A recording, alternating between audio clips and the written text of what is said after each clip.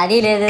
పైగా నా విగ్రహాన్ని కొనడానికి పెళ్లి సంబంధాల్లో పిల్లని చూడడానికి వెళ్ళినట్టు పొలవమను 10 మంది వెళ్తారు. అందులో ఒకడికి ఆ బొమ్మ నచ్చిందని, ఇంకోటికి ఈ బొమ్మ నచ్చిందని. నా కర్మ ఏంటంటే అక్కడ ఉన్నవన్నీ నా బొమ్మలే. మళ్ళీ తీరా 10 మందికి ఒక బొమ్మ నచ్చాక అమ్మేటోడు అలుసుగా తీసుకొని 10,000 15,000 అని బాంబు పేలుస్తాడు. ఎందుకురా బాబు ఇంత రేట్ అంటే కలకత్తా నుంచి తెప్పించాం అంటాడు. నాకు అర్థం కానిది ఏంటంటే ఎక్కడైతే నేను కలకత్తా నుంచి అయితే నాకన్నా మొనగాడు వస్తాడా, అక్కడ కూడా నేనే కదా.